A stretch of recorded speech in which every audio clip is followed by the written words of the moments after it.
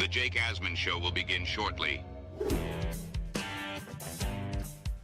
Thanks to all these great Patreon members who help support the show.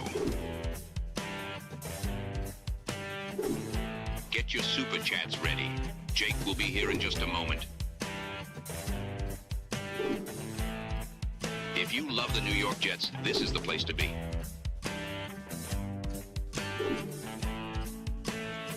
And now, the Jake Asman Show.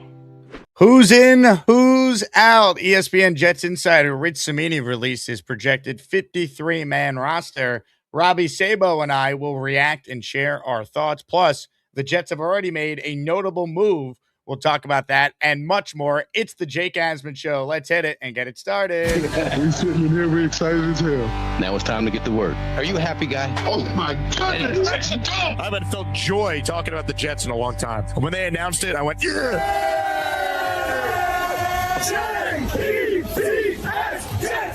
Jets, let's go! A new chapter for the Jets has started. Aaron Glenn and Darren Muji are tasked with shaping the future of this franchise. Will they be the ones to finally get it right? We will be here for every step of the journey on the Jake Asman Show, breaking down all the storylines, every game, and everything in between. Please subscribe and hit the like button below. Super Chats, baby. Cut the line. The Jake Asman Show starts right now. Here we go, Jet fans. Welcome in, everyone. It is indeed the Jake Asman Show presented by PrizePicks. Busy day for me here on the channel and on the Jets Collective YouTube channel. We're live right now, so if you're watching live, thank you. Make sure you tune in this afternoon when we have the latest episode of the Jets Collective, which will be live at 3:30 p.m. Eastern Time. You got Cimini, BT, and myself breaking down the Jets and the Steelers, looking ahead to the Jets and the Giants, and a whole lot more. And I'll be live with Joe Blewett at 5 p.m. Eastern Time for a film review from the Jets and the Steelers. And if you still aren't sick of me and want more content, big thank you to my friend Sal Licata for having me on his podcast this morning to talk some Jets and New York sports. So check that out on Sal's YouTube channel. Right now, we say hello to a guy who loves David Bailey. He's got himself a David Bailey t-shirt proudly displayed behind him. The original Bailey bro, Robby Sabo from JetX joins us now. Hello, Mr. Sabo. Hey, Jake. Thanks for the shirt. Deep reflection the last few weeks. We'll get into it in a little bit, but it's a good day. It's a good day. David Bailey, first career sack against the Pittsburgh Steelers, Robby. What was going through your mind? What were your emotions? It's we're human. We're all human, right? Ladies and gentlemen, and you do the best you can, and it's emotional, but I've come to realize it's not enough to just proclaim that he's going to be an excellent pass rusher from the jump. It's not enough. You have to, in today's digital sports media world, you have to further the hype. You have to be positive. 100%. Absolute. No room for objective measure. And some people are slow learners, and I'm a slow learner. But on this day, I hope Jets fans and the Bailey Bros believe in my sincerity. And, and just consider my reapplication for Bailey Bro submission. Ladies and gentlemen, Robby Sabo, proud Bailey Bro. Let me just get this out of the way. In honor of Sabo coming on the program, today's raffle prize across our show is a David Bailey jersey or a Jets Legends jersey or a Jet player jersey of your choosing. So if you want to be like me and get a Bailey jersey, then make sure you enter the raffle throughout the show for your chance to win. On a serious note, Robby, let's start with some actual news this morning. Cade York, see you later. Zach Rosenblatt tweeted, Jets waiving Cade York per source. So that means Jason Sanders, for now, is the only kicker on the roster. However, yesterday, both kickers apparently really struggled at practice. So I'm not convinced that Sanders is actually going to be the week one kicker either. Your thoughts on this? Yeah, rough day yesterday. So we'll see. I think we were talking quarterbacks, Klubnik, the youngsters. I think at this point, correct me if I'm wrong, we'd be shocked if they signed a veteran quarterback.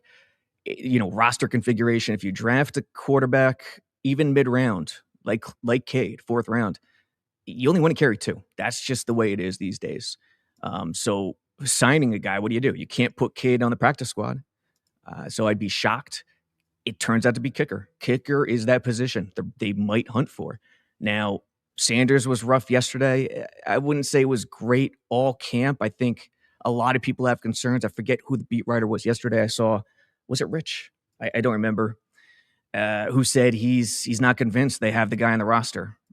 And I would probably agree right now. And I'm interested to see what Rich has for the 53-man roster. It's much easier to predict these days as compared to back in the day with the cuts, and you just don't get chances for these young guys to come out of nowhere. Victor Cruz, Wayne Corbett. I see Keeney wearing 3 at training camp. All I keep thinking about is Corbett in 95 during that summer. I was in middle school playing football, and just watching that was amazing. Hometown, local kid. You don't see it anymore, unfortunately. So, projections won't be perfect, but it's far easier than it used to be back in the day. So if you look at the kicking yesterday and why, this news in hindsight shouldn't be so surprising. Yesterday, Brian Costello tweeted, after watching, I don't think Jets week 1 kickers currently on the roster. It was Costello. Okay. Done enough to convince me that he should get the job. I have to think Muji will be scouring rosters this week to see who might be available. Sanders was 2 of 5 with misses from 38, 43, and 53. Yeah. Cade York was 3 for 5. He missed from 38 and 43. So both guys stunk yesterday, yet Cade York's the one they ultimately move on from. Sanders has more of a track record of being good, but we've seen this in the NFL. We've experienced this as fans of the Jets.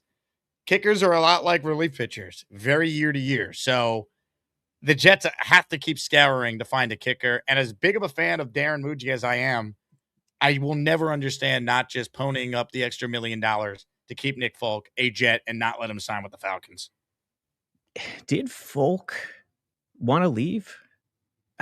That's the only thing I can think of, yet there's no evidence to suggest that's true. I agree. He said with he you. loved being back and wanted to stay. Yeah. The last time he spoke and was asked about his future. I agree with you. I would have paid the extra. I would have gone the extra mile. If it went against the salary cap gospel that Muji or the Jets have intact, that's one where you want to break it, because, dude, who hit the 70-yard field goal in preseason? Who was that? Was that Bucker? It's a good question. I know. Did I see that the other day? I think it was the Jaguars kicker last year that hit from. Yeah, Cam Little. They're bombing them these days, and we know why. The K-ball, they're allowed to carry them. They could doctor them. They could do whatever they want now. It has become such a ridiculous weapon that the value, it's always been important, but the value has skyrocketed. It's gone through the roof. And it's such an emotional, forget points. It's such an emotional lift, or just a dagger based on what the place kicker does. Butker, by the way, Harrison Butker. It was Butker. 70. What are we doing? What has gone on? Roger Goodell. I know in Goodell's mind, this is great. Higher points, more scoring, crazy, duels in the fourth quarter where it just breaks out and goes back and forth, and the range is limitless. So guess what? We get lead changes all the time down the stretch. That's the thinking.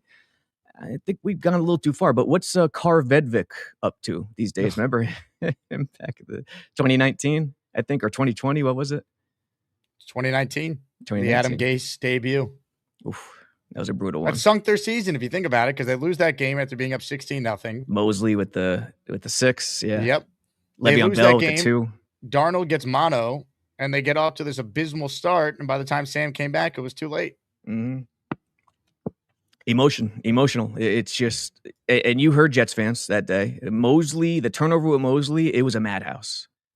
Everyone felt good. It was even more bursting at the seams with the Le'Veon.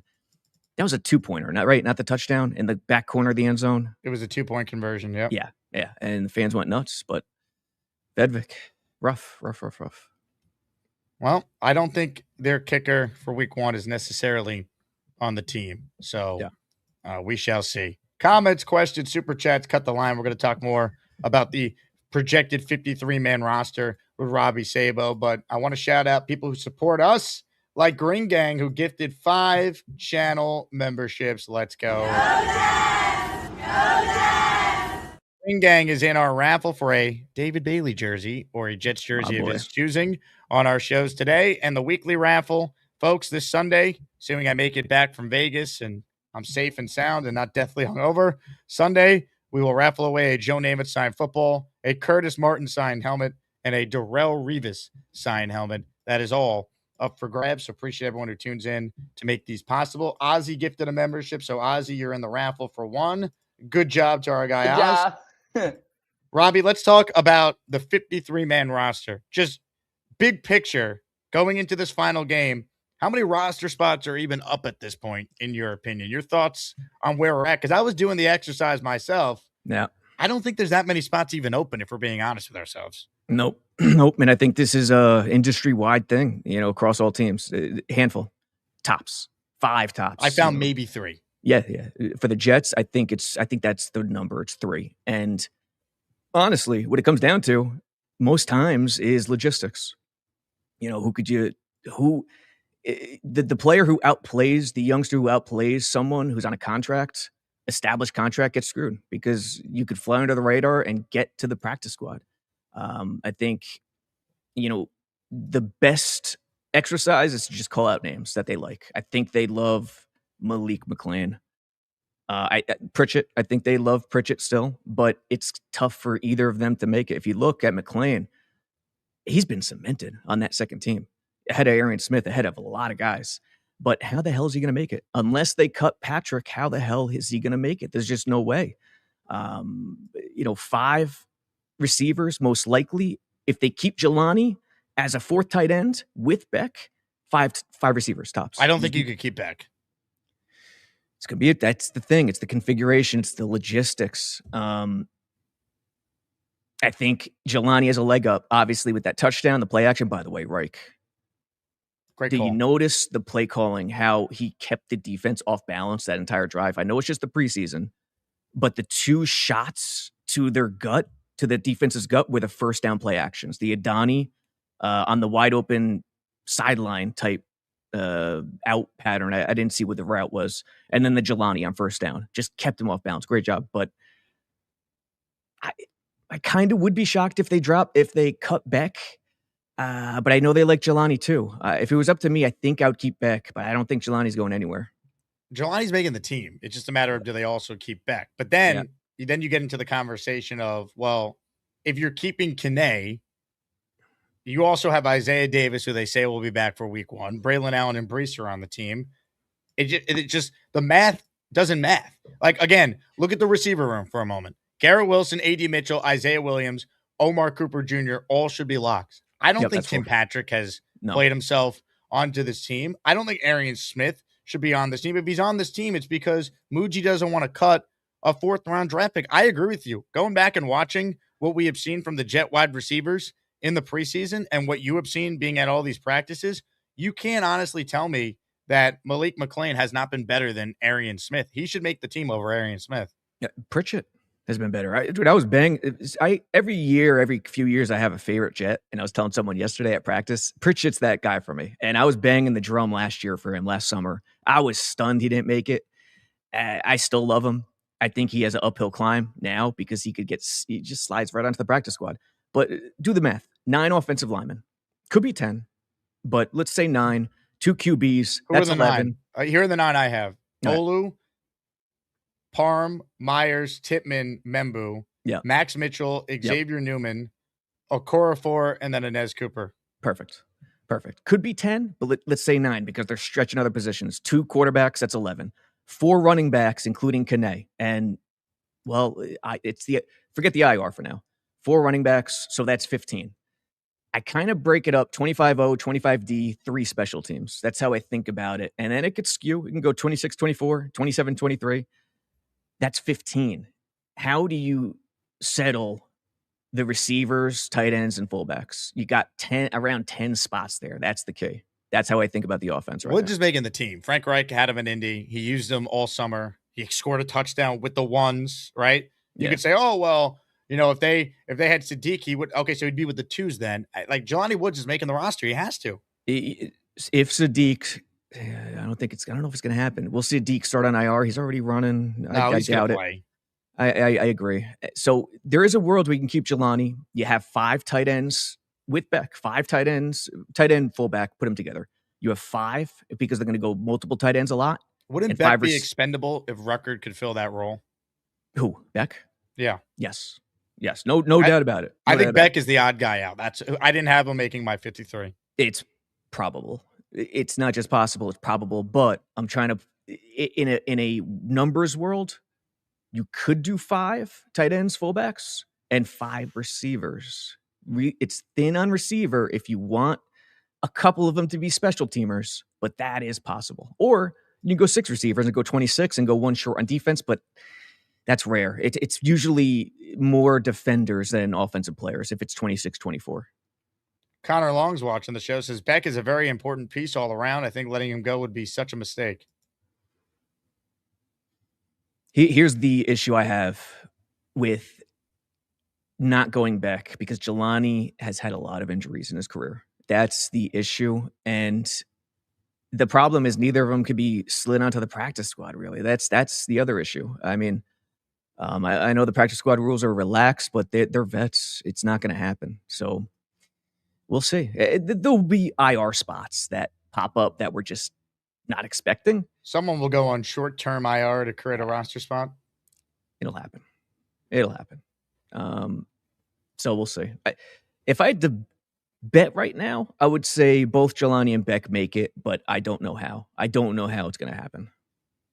Other tough decisions here, I think, is the defensive line room. Harrison Phillips, David Onyemata, Tavondre Sweat, Jawan Briggs, Darrell Jackson Jr. That's it. That's 5. So that's 5. Interior. Yes. And then how many edge rushers are you keeping? Bailey, I think he'll make the team, Robbie. Joseph Asai. Yes. He's Will McDonald, Kingsley Anabari. Yep. And I'm sorry. Like, I don't need to see Braden McGregor. Shouldn't they carry our guy, Nate Lynn Sanity, after what he did in the preseason game Friday against Pittsburgh? Look good. That's Connor's boy, too. He was hyping him up before he even played. Shout out, Connor, you young grasshopper, you. Dom C was hyping him up, too. Dom C. That's my other boy right there, Dom C. He's always keeping it clean, Dom C. The baseline on defense for me, especially 3-4 type Ds, 5 interior, 5 edge, but I lean towards 4 right now. 5 backers, 10 secondary, and that's 25. Could easily be 11 DBs and then drop an edge. But that's 9 at D line, and that's very light. Because how many linebackers you keeping? 5? What did I say? 5? That's the Davis, baseline. Sherwood, Kiko, McCrary Ball, Michael Walker. Michael Walker. And he's hurt. Maybe he's the short-term IR. You could drop. So the positions that could drop 1 spot in my mind are edge, linebacker, not DB. DB can't go to 9. It has to be 10. Could be 11. Deshaun Wright returned to practice yesterday, so that's a good sign. Yeah, I saw him out there. Yep, playing the right side. In this defense, 3-4, you have to account for a 5 down front. You're going to put a lot of 4 down fronts, as we've seen in preseason, in camp, but you got to account for a 5 down front.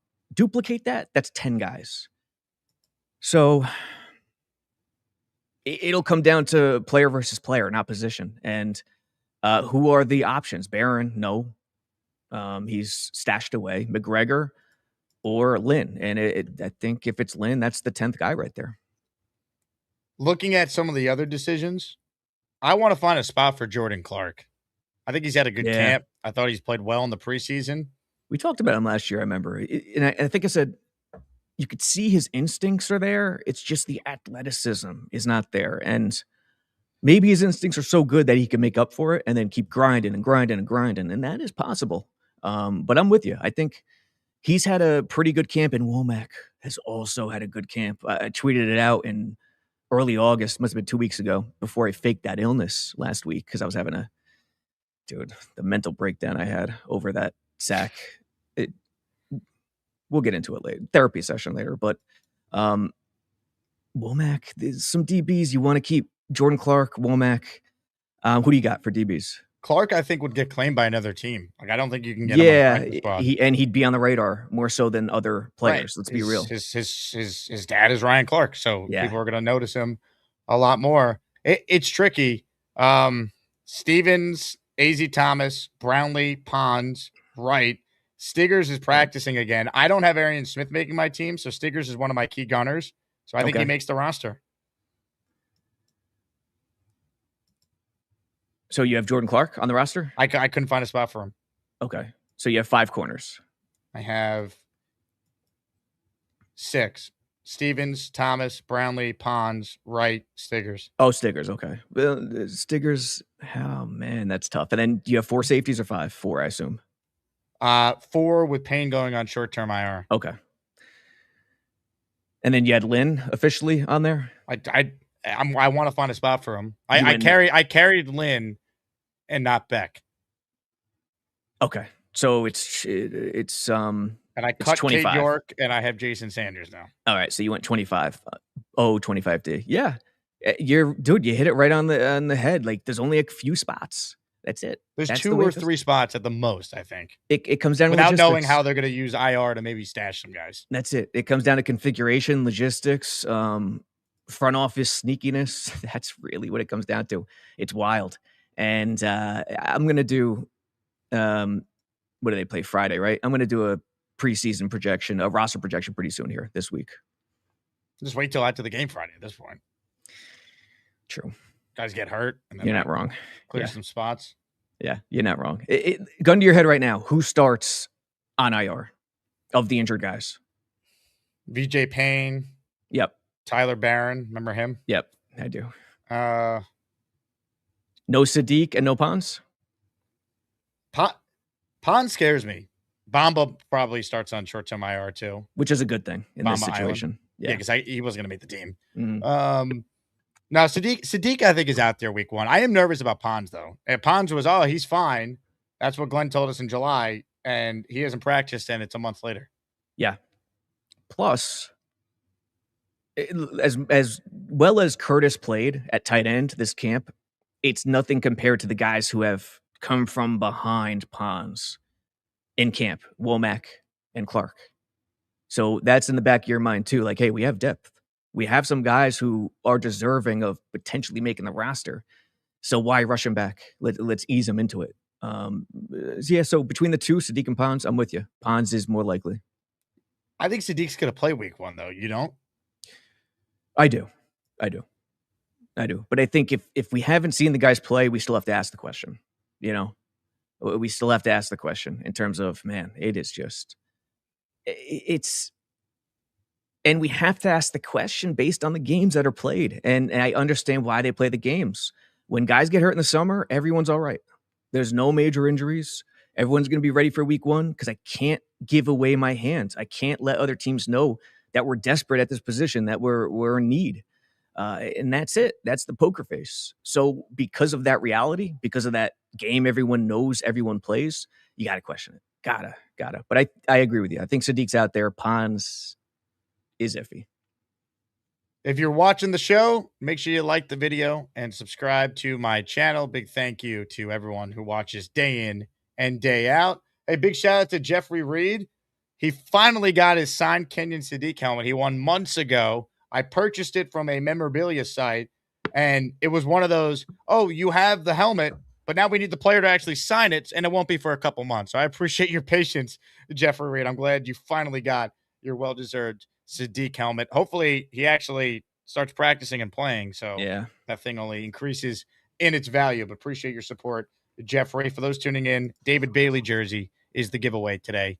I know Robbie's excited about this one, so make sure you guys give memberships or send a super chat to qualify. We got this from John J. Williams, the Zell, a $10 Zell. So John J. doing what he does best, entering the raffle for 2. Jet up, let's go, baby. Just don't let go of the rope. Never. We will never let go of the rope. Couple super chats here. Carlos wants to know when the last time you got a haircut was. I'd say about 2 weeks ago. Yeah. You look good. Does he like it or not like it? That's going to be. Well, he's a barber, so he's probably going to be like, I want to cut your hair. Okay. Well, was gonna say that was, that would have given me a nice boost to my day if you liked it.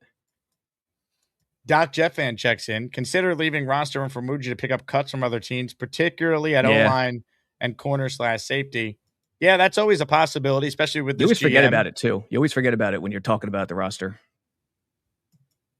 Curly says, why are you so confident that Sadiq plays he hasn't practiced? I saw a video of him running off to the side. Everything I've heard is that he's going to be okay. I should say this because I was there yesterday. He was moving, and I saw it. He was moving pretty good off to the side yesterday. So was Brees, by the way. Brees looked healthy already. Yeah, and groins are a pain in the ass. They are a bitch, especially for running backs because the lateral, it's not straightforward, man. Like, I've come across many a track star who wants to play football, and it's about the hips, and especially at running back. Groin is that lateral movement. It's a bitch. So I didn't notice Brees yesterday, but if that's a good sign if he's moving well already. I'll show you the video. SNY Jets was able to film Brees on the side field, getting some work in here. I mean, you tell me. I'm not a doctor, but I will pretend to play one on YouTube. RB1 looking Holiday Inn healthy here. Express last night. What were you doing? Holiday Inn Express last night, didn't you? Look at the Brees. It's moving. Yeah. Some cuts healthy to me. early going, nothing sharp.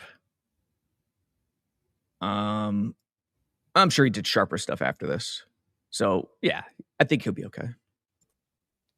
Connor wants to know. Man, they've been a lot more careful than last year. And it's interesting that Glenn is going down that route, but that's a topic for a different day. Robbie, as a track star yourself, is Arian Smith a keeper? Right. What's that? Say it again. I'm sorry. Is Arian Smith a keeper? Fantasy football? What are you talking about? Connor Long says, Robbie, as a track star yourself, is Arian Smith a keeper? A keeper in the NFL? See, a keeper on the roster. Everyone knows, his hands issue, right? Here's the problem. He has zero confidence running routes. He plays better on special teams because his confidence is better.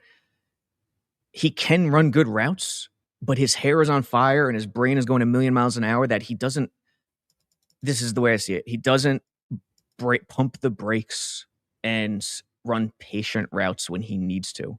So the fact that he can't even get over that to get to the hands part where everyone could judge him is a major, major issue. So it's tough. I would say nah. I would not say yes to that question. Henry Gray checks in. Who would be the 5 inactive on game day? Is that what it is now? 5? Yeah, 48, right? Correct. One of the receivers. One of the receivers. One of the linemen. Potentially 2. A lot of teams get away with 7, obviously, for sure. If they keep Beck and Jelani, one of those guys could be. One of the interior D linemen could be. You can go 4. Darrell Jackson. Yeah, because listen, 5, you need 5 if you're a 3-4 team. But if you carry 4, if you dress 4, you're okay still. If one gets hurt and you have 3, okay, you got to play 4 down front the rest of the way. And you got 2 with 1 back up. And Igbare is the emergency guy to throw in there because he's strong enough. Maybe one of the linebackers, probably. So there's plenty. Just 1 from each position group, 2 max for offensive line.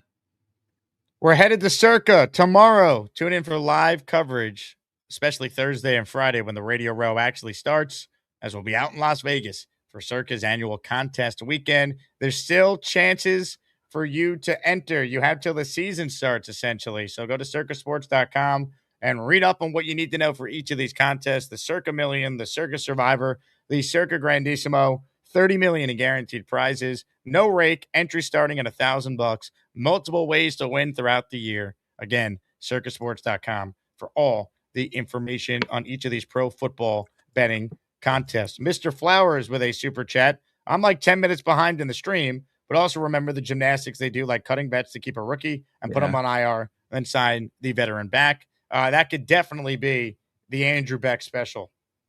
Could be. Absolutely. Yeah. We've seen that with Thomas Morstead over the years. I remember they did that a couple of years ago. So that does happen. Who was the fullback? Was it Bowden? Nick Bowden. When Yeah. Aaron Rodgers, the whole Aaron Rodgers controversy surfaced. Yeah. Oh, you're taking a roster spot from Nick Bowden. No, he's not. Yeah, he didn't go anywhere. People just love to hate Rodgers. Love to hate him. All he did was leave the Jets and then go to the playoffs, but I digress. He put yeah, he did. Like everyone wants to lead a game-winning drive on Sunday Night Football to beat John Harbaugh and the Ravens, but he's terrible. We don't need him. We need Justin Fields. Look, I would have done. I'm rooting for the Jets now. I want them to do well. But I'm going to be objective. I'm going to try to call balls and strikes the way I see it. And I would have gone, and like when people say Rodgers wouldn't have worked with Glenn, no, duh, of course it wouldn't have worked. That's not the pertinent question. The pertinent question is, how do you go about it in terms of strategy? And my strategy would have been sort of, let's establish a baseline. Since we're paying the guy, I'd rather have him here as opposed to paying him $50 million for not playing. And let's hire McCarthy. Establish a baseline. Try to find a young quarterback in the next draft. But that's ancient history, and we're on to 2026. Jose writes in, I believe the reason they let Felk go was because although he was statistically excellent, many of his field goals were not pretty in the league where kicking distance become a weapon. He has none. Yeah, but does it go through or not? At the end of the day, can you hit in the clutch? That to me is not a good enough reason. Like, yes, he didn't have the strongest of legs, but you know what? Would he hit from 50 or less every time? Yes. Did he hit from 54 to beat Atlanta last year in the rain? Yeah, he still has enough to be one of the most accurate kickers in the NFL. Agreed with you, but also I think it's a good point. And if they were really that invested in power and folks not here because of that, yeah, I think it could be an issue, could be a problem. Super chats. Cut the line. Robert says, Nashawn playing versus the Giants, I hope. Nashawn Wright. I would imagine. That's a good question, man. He should play because I don't think he's a starter, but I think they won't risk him being in game action without enough built-up practice time. That's the key. He's just getting back. But the other topic is those special teams guys are tricky because when you have a great special teams unit and coach Banjo, hat tip to that guy. Love that guy as a coach. You have these elevated special team stars, and they're stars in the mind of the franchise and the team, and they should be, but they're also backups in terms of offense and defense. And it's tricky when they should play or not in week 3, but the roster's still at 90. So it's kind of moot. So forget everything I just said. Luppy, Robby, who's your long shot to make the team? I'll go Malik McClain. He should make the team over Arian Smith. If Arian Smith is on this team, it's because he was a 4th-round pick by Darren Muji and Aaron Glenn. Yes. And I'll go Malik McClain, and I think that in terms of long shot, because he hasn't made crazy splash plays, but you could see how much they love him, number one. Defensively, again, I already touched on him, Womack or Jordan Clark, one of the two. Those two guys have been great. The other guy who deserves a shout-out is Jack Heflin, interior defensive lineman. Has tailed off a little bit, was better in late July. Not late July, we got started late. Early August, much better. I don't think he's going to make it, but I just wanted to shout him out. He's been pretty good too. Ladies and gentlemen, Robby Sabo is my guest. We'll do some calls as well, so if you want in on the conversation, make sure you call in, click the Gusbuster Umbrella hotline link. What did you think of Klubnik watching him back, and would you play him a lot against the Giants Friday night? I would, yeah. Yeah, he needs time. He needs experience. And what stands out most for me are two things. The offensive line is coached extremely well. Extremely well. On the Braylon Allen touchdown, where you saw that cutback vision, what was it, 39, 41 yards, whatever it was. The O-line was just in sync. They all stepped one way with flow, yet the guards made sure to act as though they were stepping, but did not step fully because they wanted the two D tackles to cross their face so they could easily just take them out and let the two double teams, the guys next to them, center and tackle, detach and climb to the second level. They're really connected. They act the part. They do things the right way. And that and Reich, Hayden, O-line coaching, and Reich, his feel for play calling. Now, I know it's just preseason, but he has that feel. Like, you either have it or you don't. Will there be questions about some of the modern stuff? Yeah, but I think it's overblown. He has that feel, and it really showcased itself in week 2 in the preseason. Yeah. The backup offensive line, though. Yikes. It's tricky. It's tricky. Max Mitchell. What's interesting about Max Mitchell, he was much worse before last year. And suddenly he became sort of a fixture as that, third tackle or fourth tackle. I don't know where he and Okorafor stand in terms of battling for that third tackle. So that's a good sign that the coaching has elevated his game. If one of the O-linemen get hurt, you're in trouble. You're not loving it. Now, Inez Cooper had a great first week. How quickly could he get in there and be one of the 5 is the big question. It'll take some time. I don't think it's the worst depth in the world, but it's not nearly close to the best. It's probably somewhere in the middle, maybe 18-20 across the league. The Dean of Jets says, keep Falk. He wins games this year to FR draft status. Then he falls off a cliff in 2027 when we actually want to compete, and he's 43. Smart. Yeah, but Dean, like, the logic last too many games for them. They had Fernando Mendoza's the Jet quarterback if Nick Falk wasn't Nick Falk last year. Yeah, dude, the objective is to win. I know from fans and media, I'm talking about strictly from Glenn and within. The objective is to win. That's all that matters. That's all they're trying to do. So it is interesting that Folk's not here. It is. It is definitely a question mark that you scratch your head and you wonder what the hell happened. That's why I keep thinking maybe Folk wanted to go somewhere else. I can't understand. That would have gotten out, though. That's never been reported. I know. Rich said on our podcast the difference was over $1.5 million, and the Jets just didn't want to pay it. It was $1.5 million. Believe me, look, I'm not trying to say that is reality. That's just where my mind goes. I just can't believe it. I don't understand why they didn't pony it up, especially after experiencing, well, these guys didn't experience Zerline. So keep that in mind. Yeah. I will say this, as down as I am on the kicking situation, I didn't like moving on from Morstead, and they found McNamara, who's awesome. So they did. I'll give Banjo the benefit of the doubt, Muji the benefit of the doubt till the games count. But if it turns out kicker's a problem all year and Falk has another excellent year with the Falcons, you're setting yourself up for fair criticism because, again, you made a move that you didn't necessarily need to make. You could have just brought Falk back and everyone would understand. Agreed. That's the hard one to swallow. That's in terms of free agency, in terms of the plan. But I was saying this the other day at practice to someone. What you love about the free agency, in real time, it felt stale to Jets fans. I get it. You want young guys. You want guys you could think about 5 years down the road, 6 years down the road. DeMario doesn't fit that bill. Gino doesn't fit that bill. Minka Minka maybe a little bit. He's getting up there, 29. But what you love is the leadership, especially DeMario. If I had to pick one guy who's been the best Jet this summer, DeMario, hands down. Not even close.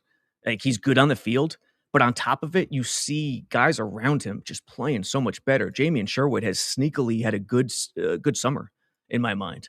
I think the pass coverage stuff, there's still work to do, but guys, you see it in the games. First play last week against the Steelers, they ran off the right side. Sherwood was right there after 2 yards, outside in, scraped to the outside, got there quickly, cleaned it up in a solo way. DeMario, his influence, I cannot overstate it enough. It's tremendous. So with that, and with Glenn too, a lot of what Glenn is saying, and I've written a couple articles about it, is really positive. Like, it's instead of there was a quote on The Fan. I think Carton asked him, "Okay, what kind of offense are you going to be? Ground and pound?" He was trying to bait him a little bit. Last year, what would have Glenn said? We're going to run the ball. We're going to manhandle you, power, blah, blah, blah. This year, he says, we're going to do whatever we have to do on offense to win the game. Perfect. Keep it simple. Keep it real. And that's what good offenses do in today's world. Bailey, we know the hype for Bailey was going nuts. track what Glenn has said about Bailey after the preseason week 2 game. He's like, listen, we know what he can do as a pass rusher. We all do. Like everyone knows. Quick, the get off, he times it. And by the way, week 1, Bailey, his radius was kind of out of control. He was going downhill, getting lost. What happened in week 2? Tight, 45-degree, responsible. So and you noticed improvement right away. Yes. You could see Bailey taking Dunbar and Glenn's teaching points. Track the film from week 1. He was crazy, out of control. Week 2, you look at that and you say, man, okay, that's pretty good. But Glenn has been trying to stop the hype train for Bailey and say, look, we know he's a great pass rusher. What I want to see is the stuff he's not doing well. He's out of position. He even said it after week 2. And this is not anything bad or uncommon. He already said it before he even saw the tape, right after the game. He's out of position on some plays, and we got to get it cleaned up, and he will get it cleaned up. Rex, a lot of guys would hype up guys when they shouldn't be hyped up. He's doing a lot of things the right way. I'm not trying to make Jets fans go nuts and think it's going to be a great season, but there's some positive things you like in terms of what Glenn is saying. Don't let go of the rope, baby. Don't let go of the rope. Got a call legacy. Dude, he's more to come. We'll see what happens. Robert writes in, McNamara is amazing. One of my favorites. He's great. I mean, there's no doubt about it. He's an elite punter. I hope he makes an all-pro team within the next 2-3 years, because for punters, that's so huge because you get recognized and, you get recognized as one of the greats. And the Jets punter history is kind of interesting. No one ever knows who the best punter in Jets history is. Curly Johnson from back in the day. What a name. You gotta love that. Is that the one that had the 99-yard punt? I don't remember. In the 60s? I don't remember. I mean, he definitely played in the 60s, but I don't remember if it was him. And Tom Tupa gets a lot of votes because even though he was only here 2 or 3 years, he made an all-pro. And that's why. First-team all-pro. So if McNamara could get that first-team all-pro, I'd be happy. Ladies and gentlemen, Robby Sabo is our guest. By the way, Steve O'Neill was the one who had that famous 99. Steve O'Neill. Punt. Wow. Good trivia. Good job by the chat. All over it. Ralphie, Rick Kent. Well done. Well done. We are presented by PrizePicks. You brought up Demario Davis, so I was able to put this together for you, Robby Sabo. We need you to weigh in. Okay. Would you go more or less on Demario Davis's season-long tackles plus assist number? 110.5. Again, tackles and assists for Demario Davis over the course of the entire season. I will look up what he had last year to give you a reference point. Demario Davis last year with the Saints playing every game because that's what he does. He finished with 143 total tackles if you combine the 64 solo and 79 assists. Over. But I think here's the key where my mind is at. If it's just solo tackles, on a different number, obviously, different bet. But we're just talking about solo, no assists. I'd be weary because if Sweat, Phillips, and Onyemata do their job, they're going to keep a lot. I mean, they're going to clog up the middle and do really good things. But this is total here, so you don't have to worry about it. Yes, correct. But when you throw assists in there, I'm going to go over. I think he'll get there. Yeah. 110 feels really low because last year he had 143, really 24 he had 136, 2023 121, 2022 109. But my point is if like the bet is say 72 solo tackles over or under, I'd be more weary. I don't know if I'd go over on that. The only thing that would stop you here is injury, which he's been incredibly healthy in his career, but he is 37, so that's always going to be a concern. Yeah, dude. You said he's been their best defensive player at camp this summer, though? I think so. And it's not just about on field. It's about what he brings to the table. It's just so invaluable. It really, really is. It's so invaluable for the whole team. I have to say so, yeah. Code HMA if you want to make a prize pick lineup ahead of the Jets season. Play your first $5. Get $150 in lineups if you win. Use my link that is in the description. Robby Sabo is my guest. If you guys want to call in, now is certainly a great time to do so. Again, we're live at 3:30 on the Jets Collective YouTube channel this afternoon, 3:30 Eastern, for the next episode of that program. And then I'll join Joe Blewett on my channel for our second program of the day. So make sure you guys are subscribed to my channel and you watch when we get done with the Collective.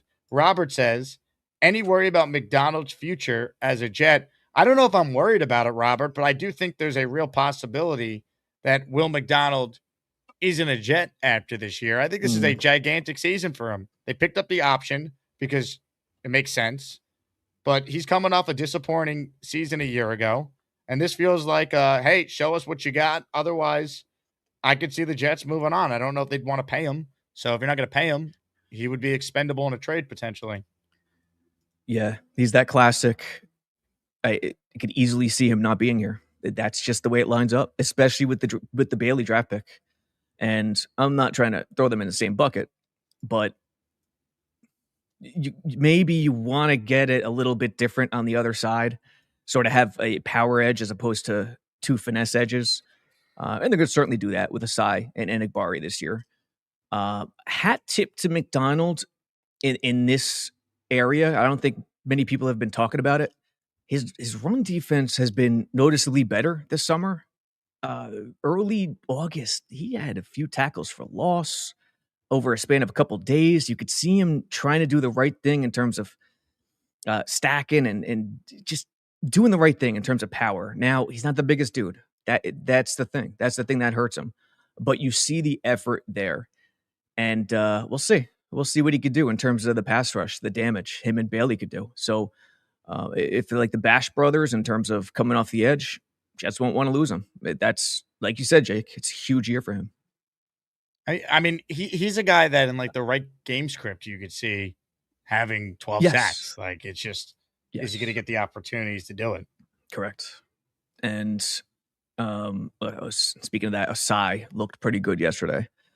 He was running a lot with the second team, still trying to get eased into it, but they ran a lot of short yardage and goal line yesterday, which was great. It'll never be like Rex, Chris Jenkins, and Mangold going crazy in the rain, hard knocks, but you still love when they're going short yardage because they bang more than, it sounded like Charles Barkley, bang more than usual.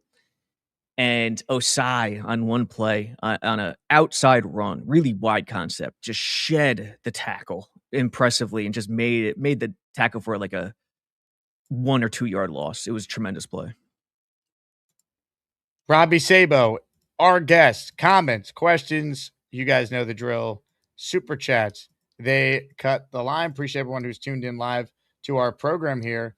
Jay Quest wrote in, Jelani Woods has been so good. You think the Jets regret drafting Kenyon Sadiq? Oh, no. We haven't played a game yet. So I understand the thinking, trying to match those two together, but got a long road to hoe, my people. Jelani Woods looking good is a sign that Frank Reich is showing some competency as a play caller. Yes. Because remember, Jelani Woods couldn't get on the field last year on the worst offense in the league. Like, it never made any sense. Yes. And, it's going to be unfair to, Engstrand. Forgot his name for a second.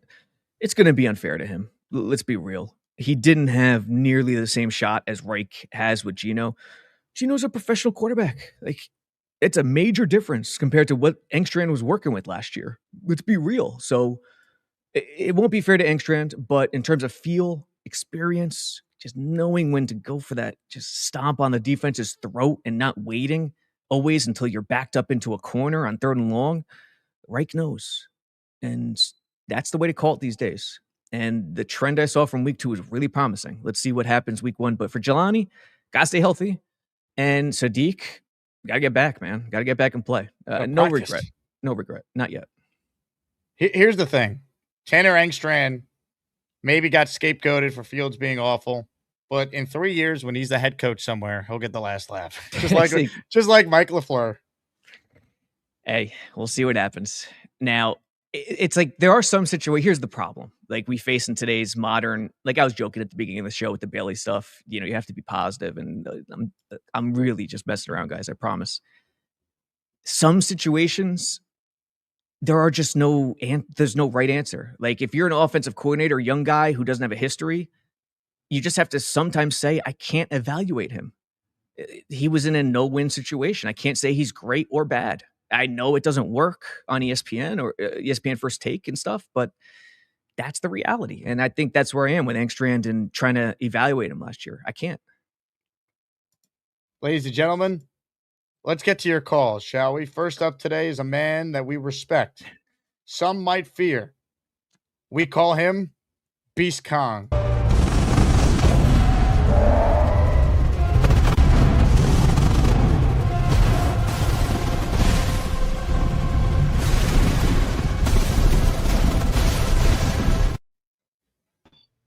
Where are you?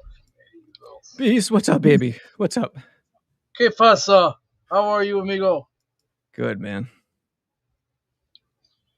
So, how's life treating you, kid? Yeah, I'm living. How Nice about hairdo. you? Nice hairdo. Looking good. Why is everyone commenting on my hair? What's going on?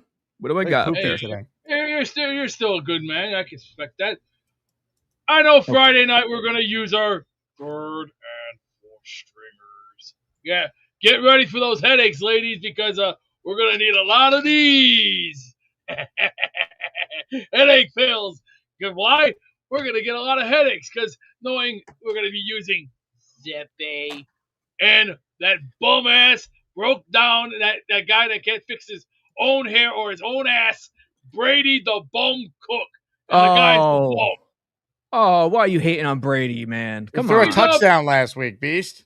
Oh, yeah. 1 out of what? Out of 100? What did he do last year? He was like this. Ran into a wall. He didn't even know what he was doing. He couldn't even drive the train. If you don't know how to drive a train or you don't know how to be a conductor, go back to school and drive a train or two. Learn. It's not hard. All you gotta do is this. It's the Snoopy Bowl. It's the Snoopy Bowl, Beast. It means a lot. Just remember that. I do not want nothing to do with this loser. I already said no. Enough is enough.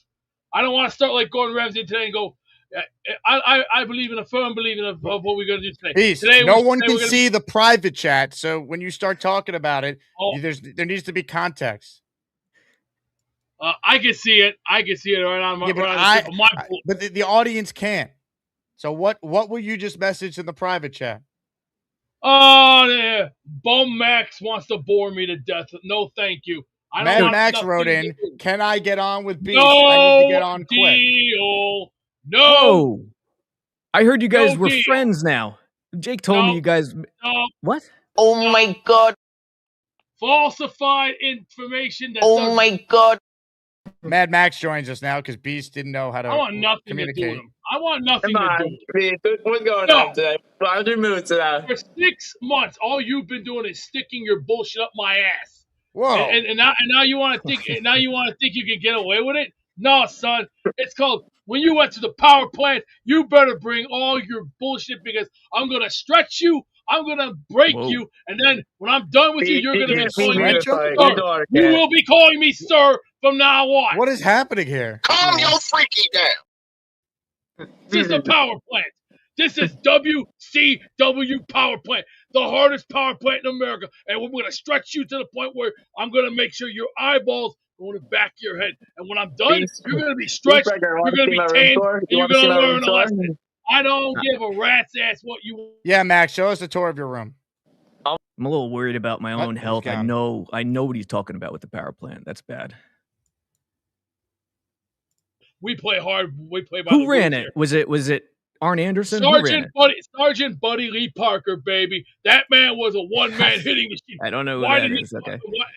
I know who he was. He was one half of the Mod Squad back in the old NWA.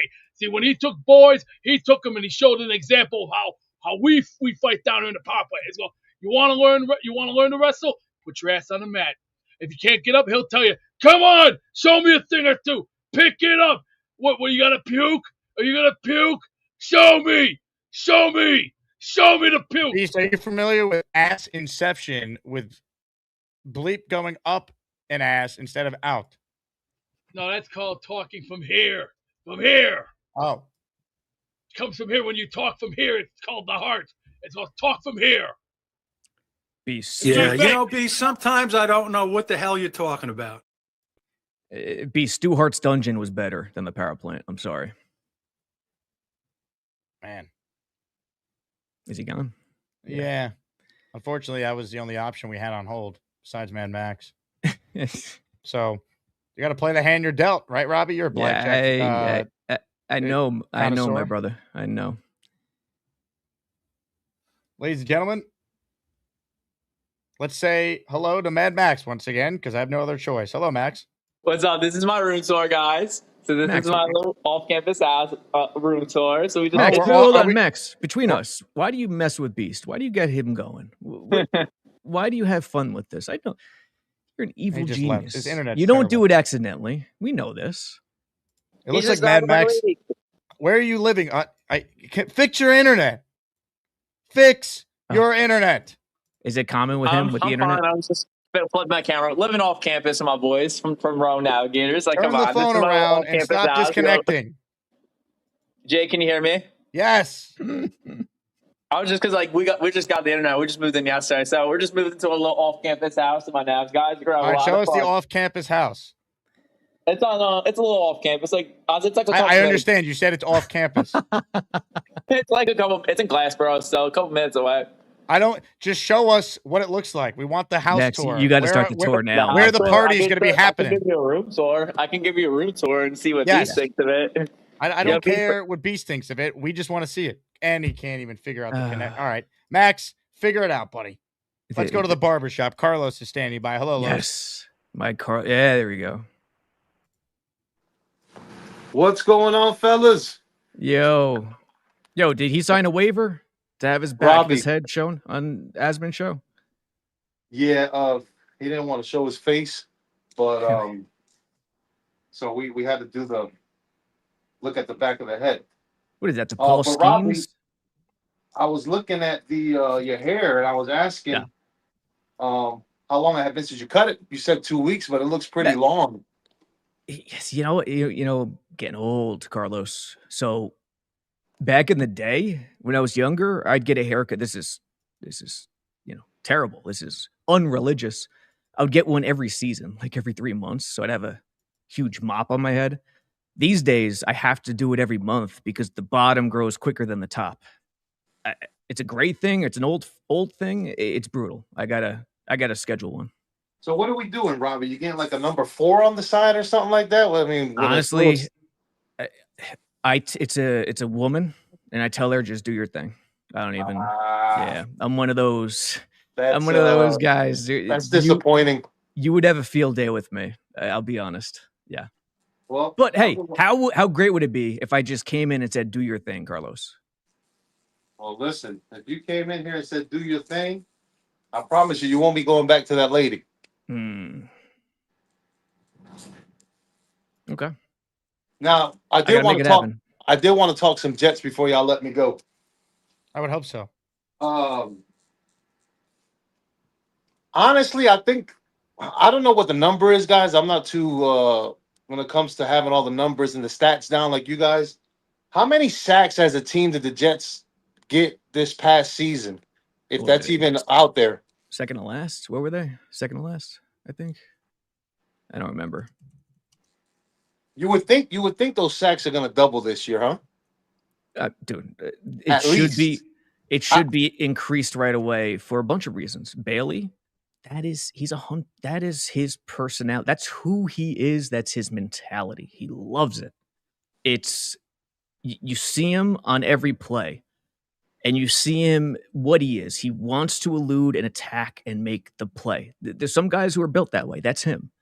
And on balance downs, you see the effort in terms of the coaching he's trying to take in. And even here, Glenn, in the pressers, he's saying the same thing. There's improvement there.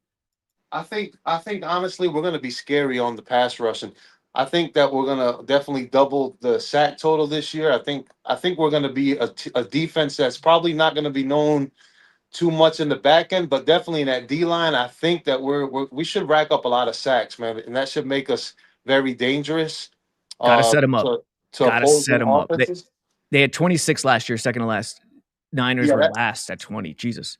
That's got to at least go up, I would think. It should go up, and it's not just because of Bailey and McDonald and Asai and it's because you got to set them up. You can't allow 4 yards of pop on first down. You got to stop them. You got to set up 2nd and 9.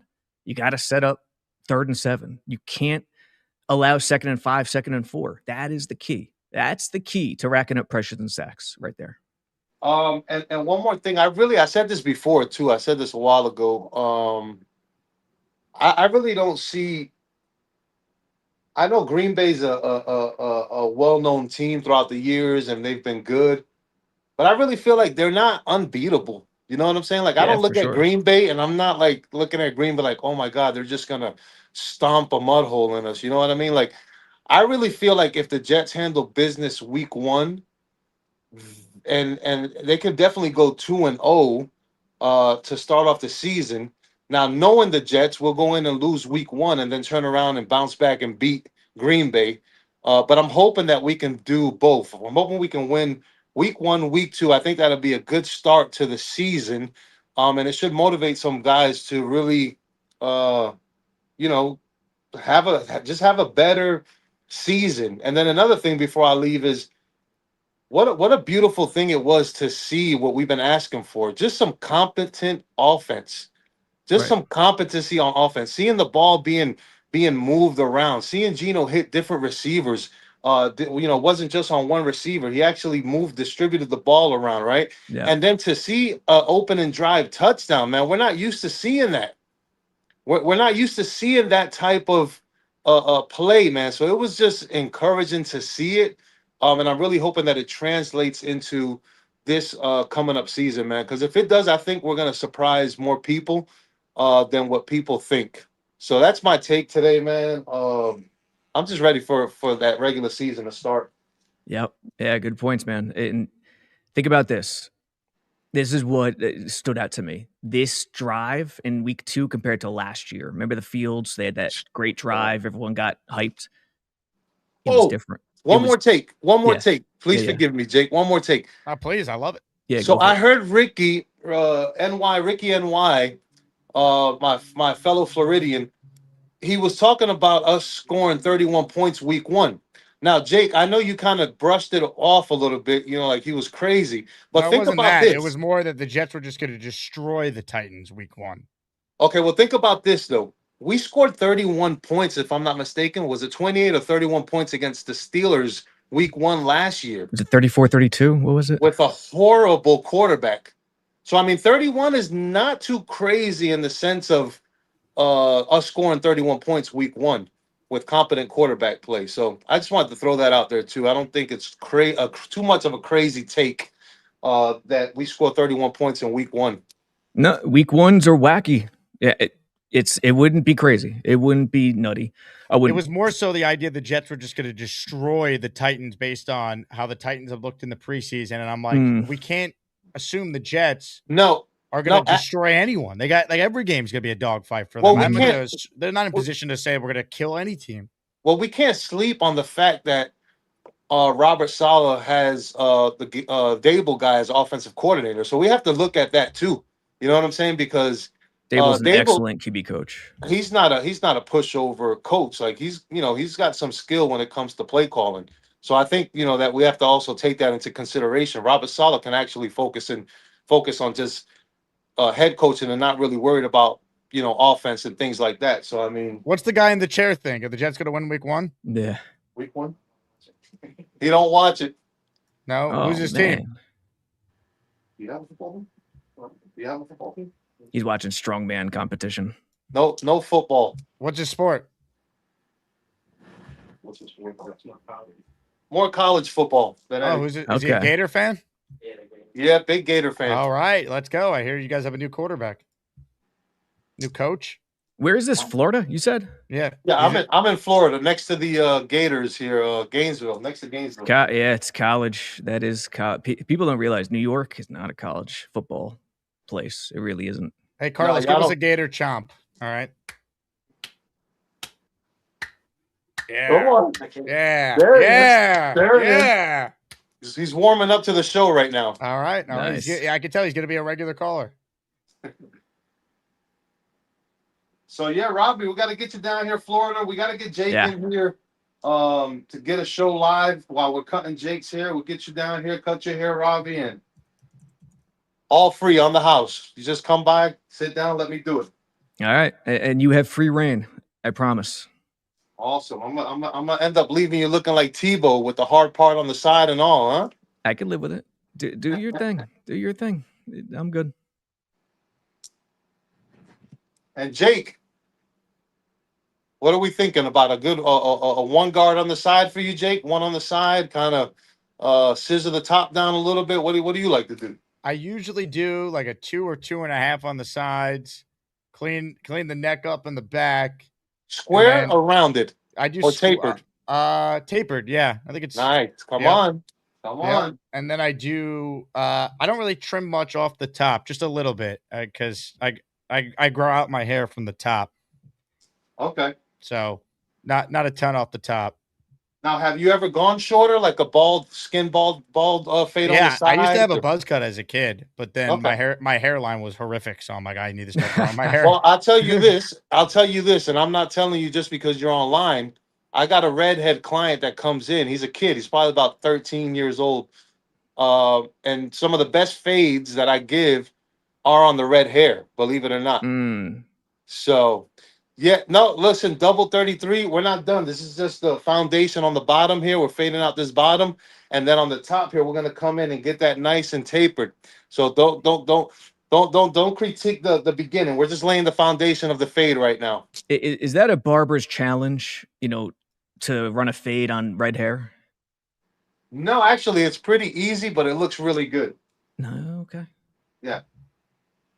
What about what you're doing here? This guy, it's going to be worth the wait for him. He had to listen to you pontificate about the Jets to get a haircut of his dreams. I'm telling you, that's the Paul Skeens if I ever seen it, that haircut. Listen, we're going here with the kind of like a mohawk fade. Keeping it on the lower side, though. He doesn't like it high up. So that's why you'll see it going from nice and bald up to kind of like a darker look. Can you imagine my hair like that with the gray? I mean, I already look foolish. Could you imagine the level of absurdity? That would be wild. Hey, but I gave you my word. You could do what you want. No, I wouldn't do that to you, though, man, because I would want you to leave here happy, you know what I'm saying, and feeling yourself. I would never do something that's going to cause you to feel like you're not going to be happy with it, Dude, honestly, my current barber, there's no instructions. She just does it. Okay. So there's very little you could do unless you gave me like an Anthony Mason and put like a logo in the side of my head. There's nothing you could do where I'd be upset. We'll give you the Larry Johnson with the part in the middle. Huh? How about that? Yes, that works. Yep. Yeah. Hey, Jay Quest wants to know if someone's losing their hair, do you let them know or just keep cutting? I give them some of this, Jake. Formation? What is that? What does that say? This is called titanium. It's just titanium. It's a little cover-up spray. You just spray people's baldness, man, and line it up for them and let them go about their business. How does it work, though? We got some of everything. So this is like a spray. So you're not going to use this this is only going to be if you're going somewhere and you need to be enhanced and you need to cover that bald head for one day. You just spray this on, don't wet your hair, and then go where you got to go. And then when you finish, you go home and wash it out. Yeah, but wait a second. Wouldn't it be obvious that you're covering the bald spot if it doesn't match your hair? Like, do you have different colors for it? Well, you would only use it for somebody that's near the same color. So you got different ones. You got a little bit of brown spray. You got some black spray. So depending on the clients, depending on what kind of spray you're going to use. No gray? Unfortunately, Robbie, no, I don't see no gray. I haven't seen. What about red? Man, this discrimination. We can definitely get the red spray though. That's all right. Sure. No, we'll keep that in mind if I make it down there. Nate says it's Ozempic for bald people. telling you, the I don't discrimination. use it. I don't use it because I just completely come to the reality that I would need a whole bottle to cover up my little airport landing strip here. So Yeah, if you own it, you own it. That's the key, right? that's First right. day Jet says he has to come back for the right side tomorrow. Left side took all day. And my dad hates me, but I can't stop doing it every now and then. You know, he's getting older. He's in the 60s. He's got the he's not crazy bald, but he's got the loose, like it's starting to look like it's getting loose, like a loose clump of, and I say, just dude, I feel like I could blow on your head and it would be like a dandelion and it just poof off. And I tell him, don't stick your head out the window. It'll be gone in 2 seconds. Yeah, definitely not. Now you got some stuff now in the market that's serious, like some hair fibers that you can literally wash your hair, throw water all over it, and there's so many things out there now. Is there? Man, I hope I don't have to. Carlos, you subscribe to the theory, look good, feel good, play good?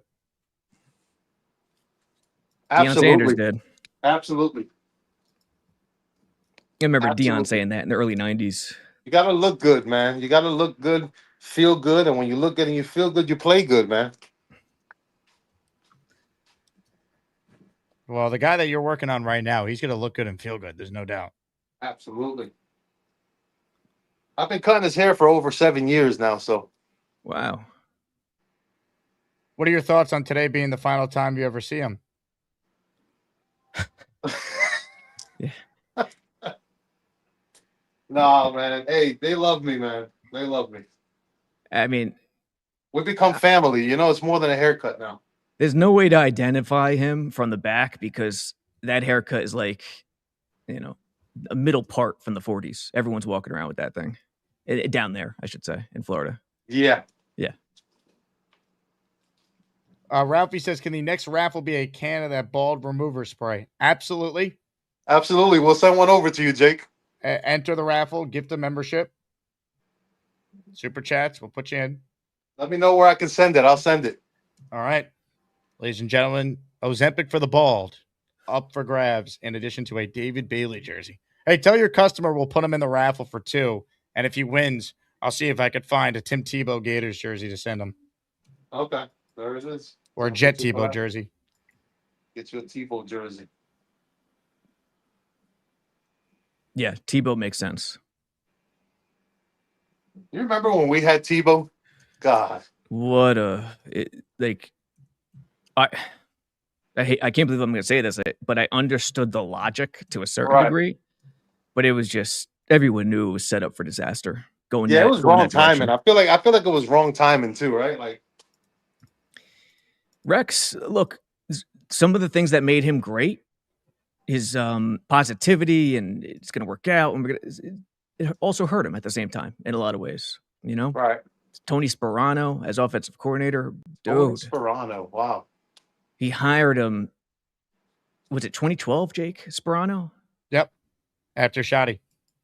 Wasn't he with the Dolphins first, or was it backwards? Okay. It was. Yeah, he was the head coach. And we understood Rex's mindset. We're a running team. We want to ground and pound.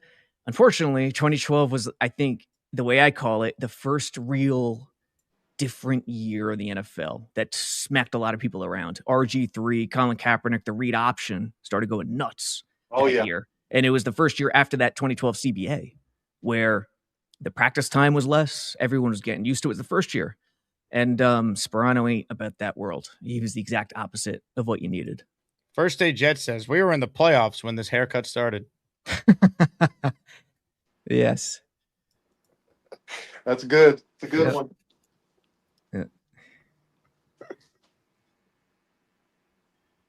Yeah, man. But the drive this year, different than last year. The one with Fields. The one with Fields last year, he was scrambling a little bit, broken plays. I forget who he hit underneath. Was it Beck? He hit someone underneath for 5 yards and he ran for like 25. Yeah, it was Beck. This one wasn't that. This one wasn't broken plays. This one was flow, feel. Hit them, call a first down play action when they're thinking more run and having a run blitz on. Well, that's another thing too. That's the thing that's different. that's something that we haven't been seeing either for a long time. Like we were actually seeing some play action.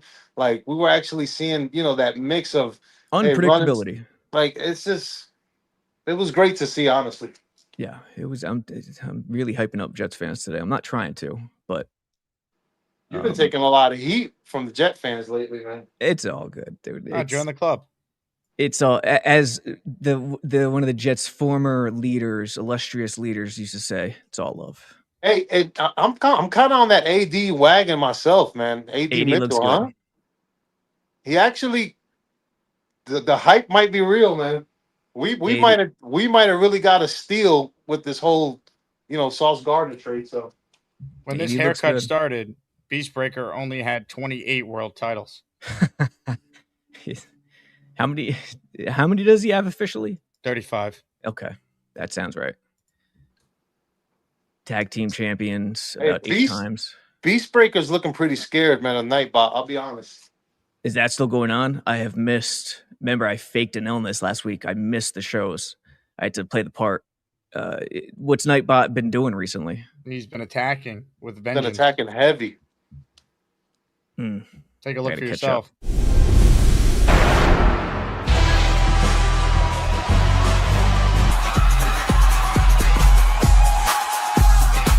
I don't want to be a butthole. Ha ha ha ha, Tubby. Good job. You could take that Nightbot shit, shove it up your ass, because that guy's a pussy with a big attitude. Family show. Beast. I have had He's it with a him. customer. How dare you? I've lost my mind with that guy. I want that guy dead. It's a family show. Well, he made it personal. He wants to get ugly. We can get ugly in a dog fight. So, Beast, this is a shoot, not kayfabe? No, this is called a shoot. It's called people want to play games. Well, don't play games with me. Oh, you're not living like that. Play? Stop it. Hey, don't try me, sucker, or you'll be Harlem-sized, Harlem Heat hangover. You don't even know who Booker T is. The hell I don't. I've known Booker T for a long time, sucker. You don't even know who the four. You don't even know who the four horsemen were. You don't know nothing about wrestling. You don't know your ass in a hole in the ground. Flair, Anderson, Ole Anderson, Tully Blanchard. Who the hell you think you're talking to, punk? You don't even know. You don't even know who the Wolf Pack is. You don't know nothing. Yeah. Oh, who's Kevin Nash, bitch? I met Kevin Nash, bitch. Same with many of the other greats like Conan, Prove it. Lex Luger, Sting. Who else? The Macho Man, Randy Savage is also part of that Wolf Pack. So who are you talking to, son? I am the king. So either put your money where your mouth is or get off the table. Well, why don't you prove it? Prove it that you met him. I already got the toys. I already got the autographs. So if I were you, son, back it up. You never had the wrestling ring. You never had the wrestling toys. You never had the wrestling ring. None of that. I got the WWF ring. I went and remodeled all that shit. So try me now, fool. Sounds good, but I don't believe you. Oh, yeah. Get out my face, fool. I'm more hardcore than you'll ever have it. Nightbot will take care of you. He'll finish you off. Yeah. I know what you can do. You can go kiss him down there, right by the tree limbs. Beast. Carlos told me he thinks. Beast. Carlos told me he thinks you were the Shockmaster. Carlos said you're the Shockmaster. The Shockmaster was one of the worst. You don't even know who Dusty Rhodes is. You don't even know who Dusty Rhodes is. Who the hell do you think you're talking to? I know who Dusty Rhodes, 3-time NWA World Heavyweight Champion. Who the hell do you think you're talking to? Who do you think got all the stuff? You don't know. NWA You don't know Turner. Mr. Perfect, Lex Turner? Luger. None of that. Right. First of all, asshole, I know who Mr. Perfect is. Kurt Hennig, AWA. Who was he tagged up with? The great Scott Hall. Oh, stop I got it. the AWA right there. So I already beat you to it, Sonny. Oh, stop it, Beast. Sonny. Son. You're gonna learn from a king. What does your customer think of Beast? No comment. I am one BMF. Just remember that. Just like what Jules has on his wallet. I am one BMF. Just remember BMF. that. Beast, what do you That's think of this customer's haircut? Not bad. It looks like Mike Awesome almost. And I know who Mike Awesome is. Former two-time ECW World Heavyweight Champion. Also, had the greatest rivalry with who? The great Masato Tanaka. As a matter of fact, a month from now, almost many years ago, Mike Awesome, Masato Tanaka, and Taz had the first ever three-way dance here in Chicago for the ECW World Heavyweight title. And what happened? Taz lost that match because why? Taz was heading to the WWF. Taz was overrated. Let's be real. No, Taz was actually one of the best wrestlers. What ECW did, Taz was the man. Taz put out Shane Douglas. He put 911 to sleep. He put Bam Bam Bigelow out of commission. Who else did he destroy? The Dudley Boys? Sid Vicious? Taz was a killing machine. What did Taz do in the WWF? Sure, Nothing. He knocked out Kurt Angle. That was fine. But what did he do after that? He got all huge. His whole intro, they overhyped him way too much in the intro with WWF. No, not necessarily. First, it was the Tasmaniac. The Tasmaniac, who did Taz team up with first? Sabu.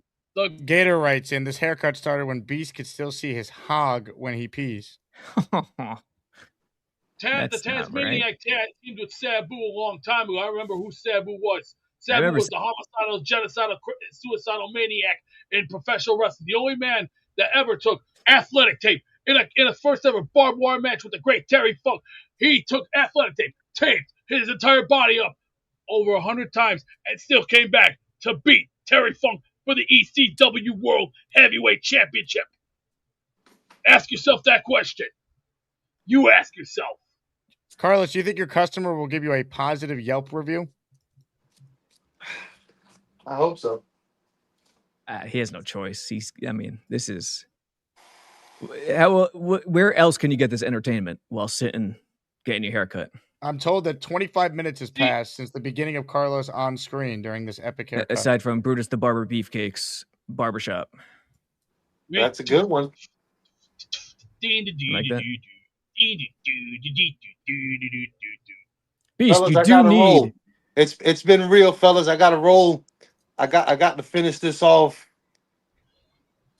All right, Carlos. And I got to use my phone to receive payment. So good luck getting payment for this one. Yeah. Jet up, Carlos. Farewell. Later. Farewell. Beast, you scared him away. No, it's called in the words of the great Stu Hart, have some discipline. You cut a promo Have on some his ass. Have some discipline. Cut a The country promo. needs discipline, and we're going to start right now. And so we're going to get back to civilization. Our discipline will be reinforced. We're going to get back our strength. We're going to stand tall. We're going to look proud, and we're going to look like men with honor and dignity. No more of this soy boy crap. It's time you want to look like a man's man. Look tough. Look physical. Be hungry and be ready at all costs. Why? Because times are going to change. Beast, you know what you sound like right now? Remember the Attitude Era late 90s, that group that censored everyone? Who were they called? Remember? Let's see. Yeah. Oh, yeah. Right to censor? I can't believe you knew guys. this. I can't believe you know that. I hated them. That was the horriblest thing I ever saw. But who was the greatest in the Attitude Era? The Undertaker. It's called, I don't think you got a pot to piss in, boy. But just remember, I am the dead man. Hey, I might not dress like Satan, but you know what? I'm down with the devil. But when you want to play with me in my yard, boy, just remember, I'm the Undertaker. I make the call. So if you want to get in the ring, I'm going to make you the first example. You want to be the bitch? Step your ass up to the ring. If you can't do it, take your pansy ass to the back and go cry under a table and go, yeah, because you're not in my league, pal. This is the WWF. You want to play Who is tough? that? You want to play tough? Come get you some. If you don't like see him at the Willowbrook Mall, boo him. Yeah, that's right. If you see him in the mall of Willowbrook, boo his ass. If you see him on the DMV, boo him. Don't stop booing him. Boo his sorry ass. Was that Evan Neal? The Evan Neal thing? Yeah. Yeah. Dude, Beast needs a wrestling show. He needs a good co-host, but You want to do it? I don't know. See, the problem is I don't know anything beyond like 2002. You don't need to. Neither does Beast. It's all, you're actually the perfect co-host. This is true. You're exactly what he needs. What did I get myself into? You don't need to know anything after 2002. We'll put a pin in it for now. I'll say that. Yeah. Robby, this was one of your finest performances. I'm glad that you're now a proud Bailey bro. Got the shirt behind you, and yes, I'm upset the black color printer's not working. I'll get that sorted out. Wait till you see the jersey I have coming for you. I can't believe you said a jersey. I feel personally invested in seeing Bailey crush it this year now. Like there's no other way. I'll be rooting for him hard. But everyone check out Robby, Wayne Crabette, and Lavernius Coles, by the way. Yes. Crabette and Coles bringing back their pod they used to do with the 33rd team. Jet X is now producing it. Yep. First show last night. Nice little test run before we do some sponsorships, and every Monday night at 7. So they can recap the previous weekend, and you know what they do. I just tell them, just go. I'll be there in the background, keep my ugly face off of camera to run it. And they're great, dude. They're great together. Cole's tremendous. He's perfect for Wayne because he says what's on his mind. And yeah, man, check it out. Every Monday night, 7. Watch. It's called. The show's called Wide Open. The Wide Open Podcast. Yep. Wide Open Podcast. Here, I just posted the link from the episode you guys did last night. Awesome. Beautiful. All right. Well, if you want to host that show with Beast, you let me know. I'll put you guys in touch. See what, dude, he really does need a show. He does. We'll talk about it. Ladies and gentlemen, Robby Sabo with us there. Comments, questions, super chats. If you're on hold, stay there. We'll get to some of your calls here. I want to hit Candyman super chat. He's in the raffle for 2. Let's go. He says, in gym class, I used to climb to the top of the rope and never let go. I'm ready to fly with effing Super Glenn. Just don't let go of the rope. Candyman, you're the man. You're in for 2. Again, for those tuning in late, David Bailey jerseys are giveaway today. So make sure you enter for your chance to win that. When you enter, you also are entered in Sunday's raffle for a Revis sign helmet, Curtis Martin sign helmet, and our top prize, the Hall of Famer, Super Bowl III MVP, Joe Namath signed football. Going to hit more of your calls shortly. Let me talk about our sponsor, Dash Dog Food. If it's good enough for my dog, Chloe, who is the pickiest eater of all dogs to ever exist, it's going to be good enough for your dog as well. Dash is outstanding. So if you haven't tried it, now's the time. Use my link that is in the description. Chloe, as you can see there in the picture, she's chowing down on the chicken recipe, but they have all sorts of protein options for your dog. They give you a quick little survey that you fill out. Takes 30 seconds. You put in the info about your dog, the type of dog, how much your dog weighs, if they have any allergies, and it matches you up with the perfect meal plan for your dog. So check it out. Again, Chloe is not someone who likes dog food. She's very spoiled. My mom won't like me saying this, but I'm telling you it's true, and she loves this stuff. So the fact that she loves it made it a no-brainer after they sent me some free samples to try to partner up with Dash Dog Food. So I just posted the link again in the chat. Check it out for yourself. They offer a free trial as well. So I'm telling you, if it's good enough for Chloe, it's going to be good enough for your pet as well. Here's Chloe chowing down on her Dash Dog Food there in her Asmaniac bowl. So check it out, and you will see for yourself what Dash is all about. Again, Dash Dog Food. Use the link in the description, or just go to dashdogfood.com/jets. That's dashdogfood.com/jets, so you can purchase some Dash Dog Food for your pet. All right, let's hit some calls now, shall we? Yesterday, this man's son called him, but his connection was trash. Will today be better? Jason in Jerusalem joins us now. Hello, Jason. Hey, Jake. Long time no speak. How you been, Jason? Been good. Was in New York for about 2 weeks with some of my kids. That's awesome. Had a fun time. They had a blast. Funny enough, I actually took them to a Mets victory. It's been years since I've seen one in person. Wow. Well, they've been playing a lot better. Yeah. I got to find a way, if somebody in the chat knows how I could watch the How We Rose thing. I have access to SNY through the website, but I don't know where I can get a stream of it or a recording of it. I would actually love saw to it the other watch. day. I watched most of it. It's I'm sure they'll put it on the SNY website. They don't do that stuff there for some reason. They never put on 5 Days in Flushing either about the Mets in 2015, which was What their about YouTube? presentation. No, it's never on their website. It's never on YouTube. Wow. You have to find the stuff on like backdoor stuff. And even then it's hard because it's SNY, not NBC or ESPN. Anyway, who on the roster is the type of guy who they could cut and bring back after they put guys on IR without having cap issues or putting them on waivers? Who are they going to put on IR? No, meaning there's certain guys who you could cut. Like 1 year they cut Morstead, Yes. knowing that they'd re-sign him afterwards. Who are the guys that if we hear their name cut, we should realize that it's probably just roster gymnastics? Because they won't be on waivers and there's not going to be a cap hit type thing. Maybe Andrew Beck? I got to look into what the rules are for like vested veterans with that type of stuff. Yeah, I was wondering that as well because, every now and then you hear something like that, like with Morstead, and at least with Morstead, we knew that wasn't happening. But yeah, I'm not sure, to be honest with you. I don't want to just throw it out there without knowing the full extent of the rules. I don't know. I'm going to mispronounce his name, but the kick returner number 3. Kanayan Wanu. You're right. Is he one of those guys as well?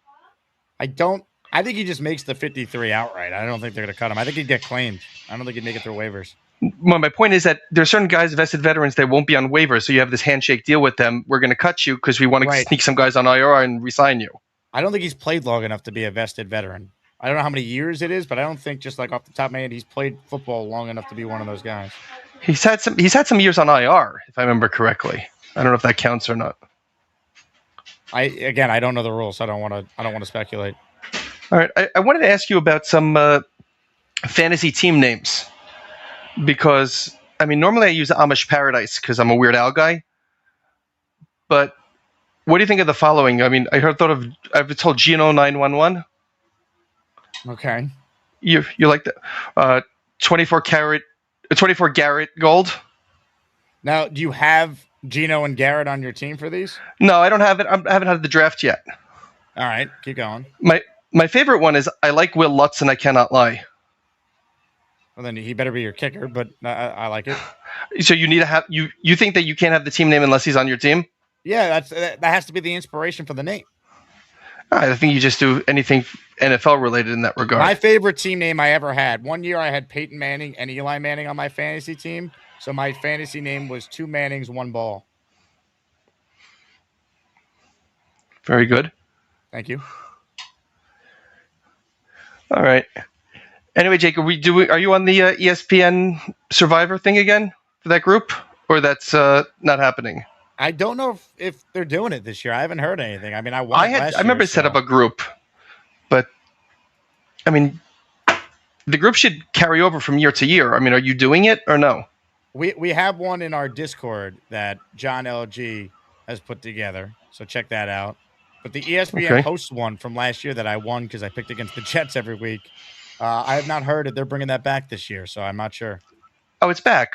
And you normally unless you close a group, they offer you to rejoin it the following year. Yeah, but we had a sponsor for it. It was not through ESPN's website. It was a sponsored website. I gotcha.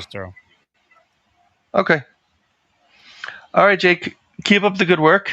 And, I still say it's a shame that you don't have Jets or Giants on September 11th. But it's nice that you have Mets Yankees.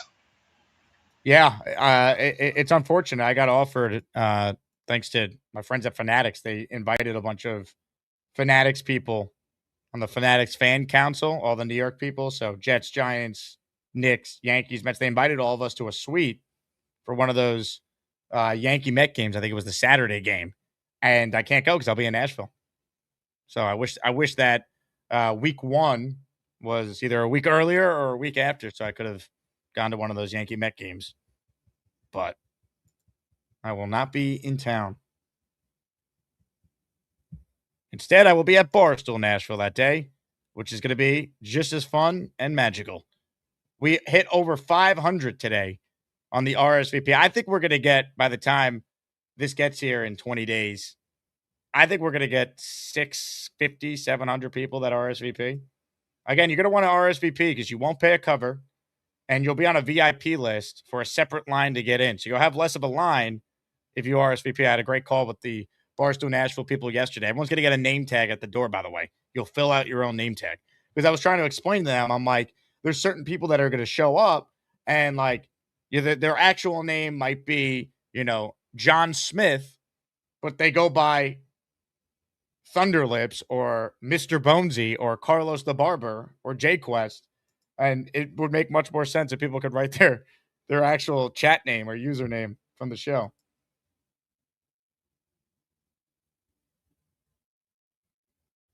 So get ready. All right, we're a little light on memberships here. Only 7 today. I'm going to get the membership right now. And I'm going to give it to Carlos the Barber because I doubt his client just gave him any sort of tip for that haircut. So maybe he'll win a David Bailey jersey on our show or a prize on Sunday. So 1 membership from yours truly being gifted to Carlos the Barber for entertaining us and likely hurting his bottom line. Jet up. Let's go. Jet up. Let's go. EJ 5386 got the membership there from yours truly, but I already told you we're giving this to Carlos the Barber.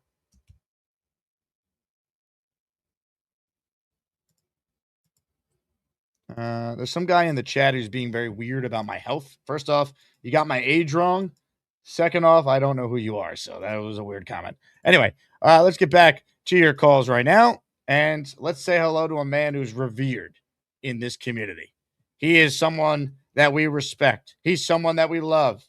His name is Mikey Midnight. Hello, I'm Mikey. I'm Bobby's little bro. Have you seen Jake Graves? She's so beautiful. I love my boy Jake, but not in a gay way. I am so happy. I'm not going to touch anything, I promise. Hey, Jake, how you doing, buddy? Mikey. Yeah, I saw Robby Sabo on your show. He's a cool guy. Isn't he a cool guy? I love him very much. I saw that they called too early, but took a nap. I took a nap before, yeah. I missed you, Jake. You're my best friend in the whole world, too, right? You're one of my best friends, Mikey, of course. Yeah, I hope I'll go to the game, but can I pay you when I get to the game, maybe? Yes. We need you guys there. I'm a Jets fan for a long time. I think the Jets could win the Super Bowl this year. You think so? You think? Yeah, I think they could win. Aaron Glenn has this team pumped up. You never saw a guy pumped up for a long time. He's got superpowers. You know that? Yeah, superpowers. I do have superpowers too. Do you? Yeah. What are your superpowers? I think the Jets go win. They go 20-0. Superpowers. They go beat Miami's record. Yeah. We go beat Miami Dolphins record. You know what I mean? You think they're going to beat the Dolphins? They better beat the Dolphins if Mikey Midnight's coming to the game. Yeah, and they go beat the record. The record, they was 0. They was 17-0. Well, we go be 0-2. What we go win the Super Bowl, we'll be 20-0. Mikey, if someone wants to take a picture with you and your mustache on October 25th, will you take photos with fans? Yeah, Peace. What about Peace, my buddy Peace? You guys are going to be at the same game together. It's going to be great. Yeah, I got to look. And Rick Kent, too. Rick Kent say it's going to be at the game. Yeah, Rick Kent is coming. Absolutely. And a lot of people is going to be at. the game. You know, I was on Rick Shine's show, me and Bobby together. You guys together, you guys are loose cannons. Yeah, with the loose cannons of midnight shows. And next time, say we go it's gonna come to Burger King with what's his name? Paul Green. So we go when you won the Super Bowl, You're gonna go to Burger King with Boy Green? Yeah, cause it's Father Little Brother Bro. It's Father Little Brother Bro, Vermont. He was born in Vermont. Got it. Yeah. So I told him that we should go to old again. He should come up and next time told us that he will when they win the Super Bowl, we could tape us at the game and Burger King. Cause he's gonna talk to you. Nick Shine's gonna talk to you about it. What if I don't want to talk to Nick Shine? But he's my homeboy. Yeah, his homeboy. I'll talk to him. He's my homeboy too. Yeah, and then he's go. I told him I was at the. I told him I had my coffee with the older friends. It was so nice that we had the coffee together. We had a real good time. Mikey, can you give us a Jet chant to fire us up? Yeah, can I do that? Yeah. Yeah, how you do it? Okay, let me put me full screen. I know how to do full screen. Jets, stretch. We gonna win the Super Bowl, guys. Don't worry, Aaron Glenn and me will be dancing in the streets in Manhattan, man. Play call is my superpower, really. Hell yeah, Mikey. Just like the Knicks. The Jets are next. Yeah, we are the champions. Me and my friends from New York, we love the Knicks. Chuck Wagon is right. That was one of the longest calls Mikey's had in forever because his connection didn't drop out. We'd love to see that, don't we? What a show this has been, huh? They'll be talking about this one for centuries. By the way, tailgate for Nashville. Tickets still available. Jake 10's the code. Jake 10 the code. Save $10 if you're looking for a tailgate for your group for Sunday. Jets Titans must win. Don't let anyone try and tell you otherwise. You cannot lose to Saleh after you fired Saleh to hire Glenn. And Glenn started 0-7 last year. And you have the NFC North in weeks 2 through 4. Must win. And the Jets are going to win. Don't be afraid. Embrace it. I can't remember a more important week 1 in Jet history. Win the damn game.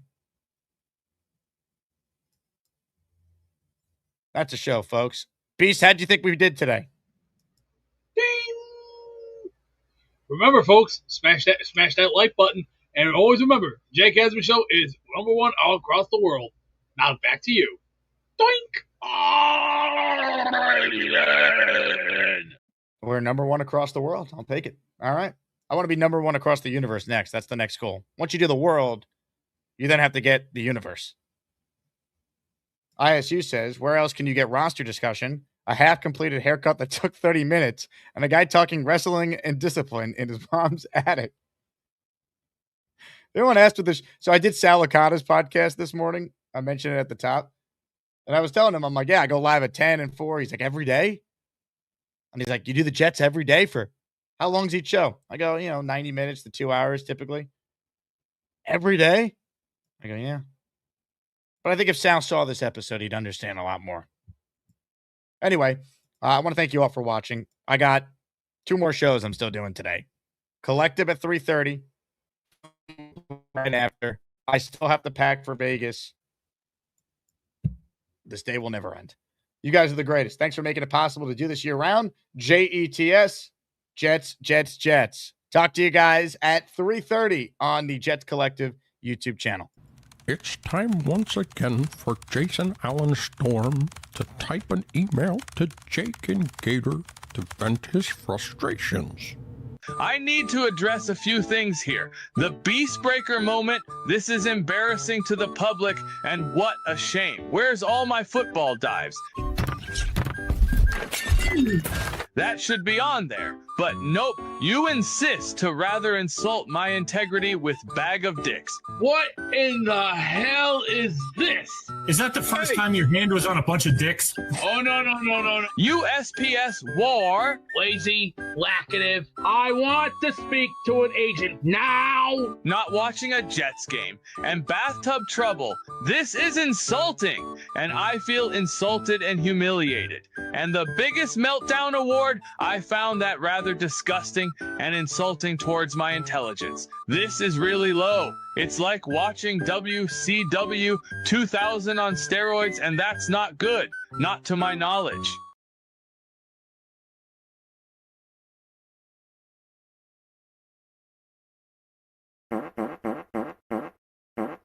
Hello, Cho. How are you, man? Are you all right, Cho? How old are you? I'm 42, brother. Okay, I'll take it as that then. Okay, I just wanted to make that clear. Yeah, I just got this today. Some of the most important people in my life are women. And we know that. Okay, I just wanted you to clarify that for me. If that's his thing, then, that's his thing. I got one. I didn't mean to do that. If I did, I don't even know how to do that. What do I have to do? Hey, is that the peanut man in your shirt there, Big Joe? Tell me again what I need to do to unblock you. You're fine. Okay. You're fine. Are you tired of grilling outdoors? Are you tired of having to go to the kitchen to cook? Thanks to Beast's ultimate taste tool, my troubles are over. Sure, it's a little smoky, but who cares? Look, I even got a bucket to shit in so I never have to leave my room. Now you're cooking with butt.